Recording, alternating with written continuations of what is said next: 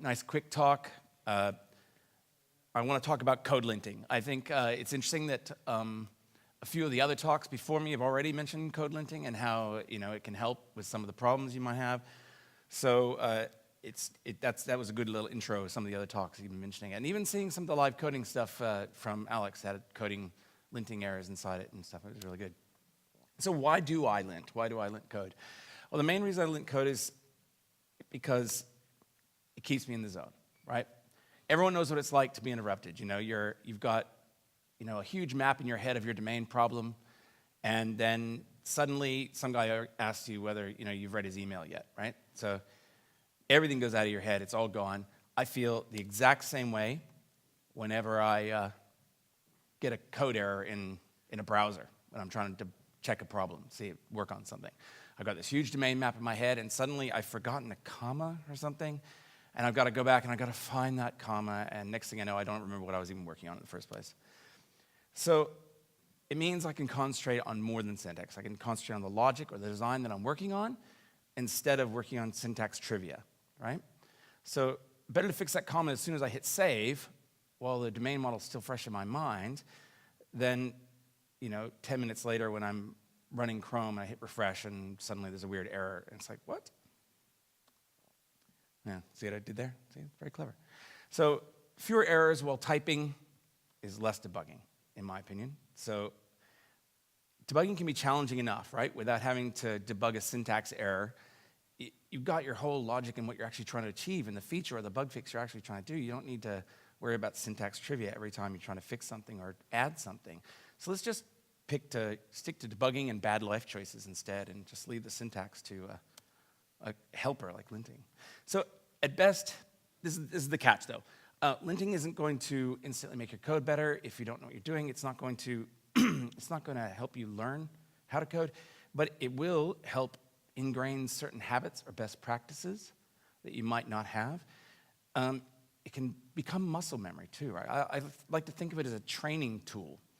I seldom get linting errors anymore when I'm coding because I've just gotten used to fixing the ones to the point where now that's how I do it, right? I know that if I type a certain set of code that it will complain at me and give a silly red thing in my editor and it'll be annoying, so I just don't do it that way in the first place. And it can be a good training, like a muscle memory training exercise for making sure you don't make those mistakes or make those changes in a way that follow your code style guides. And speaking of code style guides, it's just super quick aside. I have a friend who absolutely hates XKCD with a passion, and so as a troll, I always put one in every slide deck ever.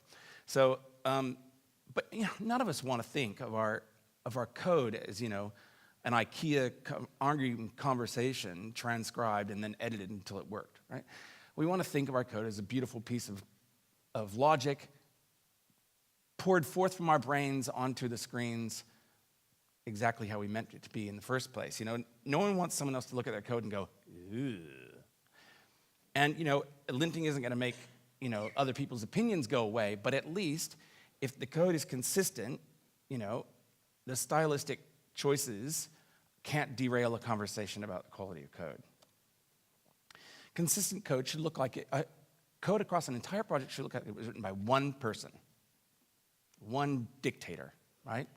It doesn't matter if that dictator is actually 8 people who got together and made a decision together somehow, but the code should look like one person wrote that code, right? Homogeneous. And this will end up making it easier to do code reviews, right? Because code reviews are important. We all know that. And nitpicking white space in a code review can completely derail the actual point of a code review. And it can actually become difficult when you're looking for open source contributors on your project too, because if you scare somebody off by correcting or not accepting a pull request because the braces aren't how you like them, you've already lost them. They're not going to come back. They're not going to make another pull request. Example, story.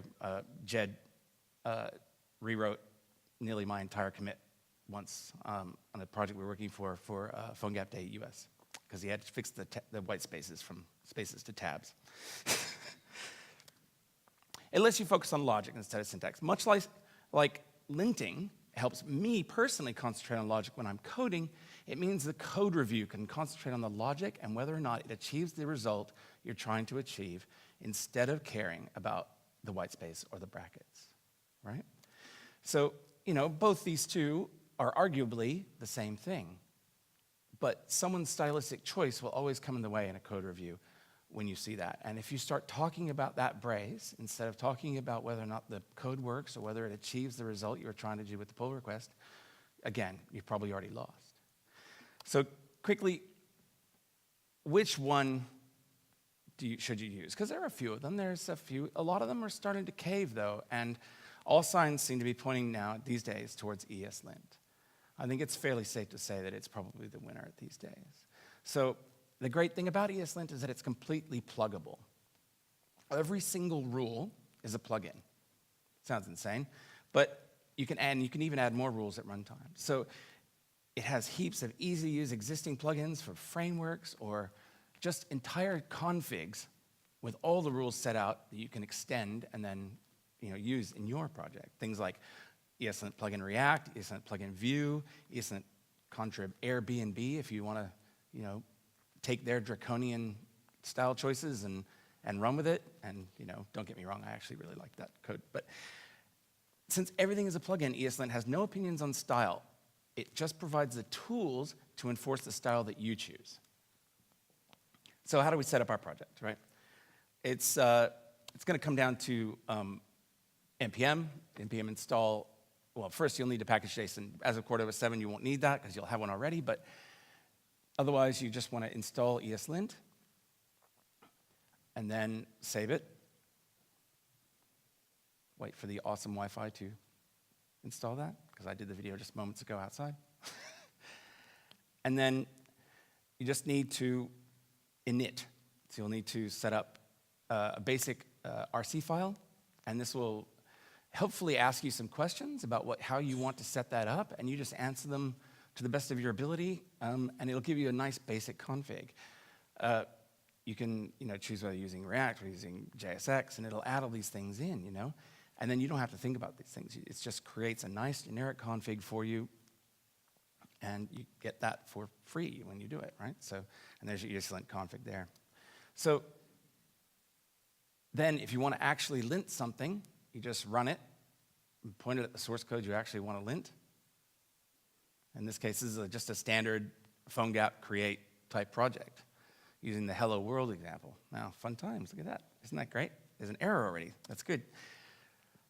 Console log, that's a fun one. So, but answering these questions might not get you all the way.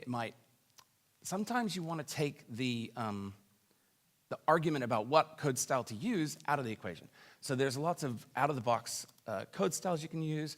Airbnb, there's one called standard, and then if you like semicolons, there's one called semi-standard, which is basically standard, which is with semicolons added. A little warning about Airbnb is it is draconian. They are super opinionated. So like in the exact same project, I just added Airbnb as a config, and then when we lint it, it gives us, 27 errors? Let's see what we got here.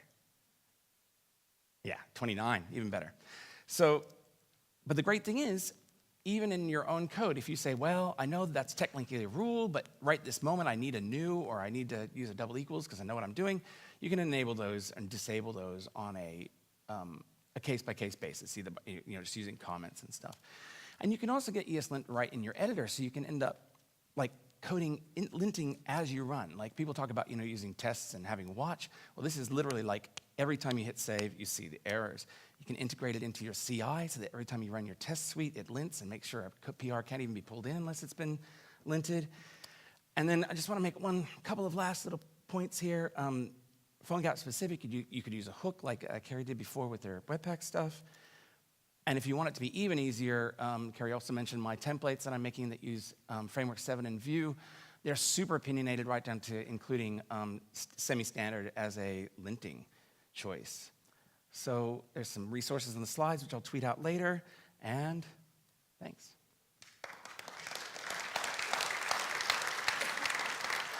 Thanks, Tommy.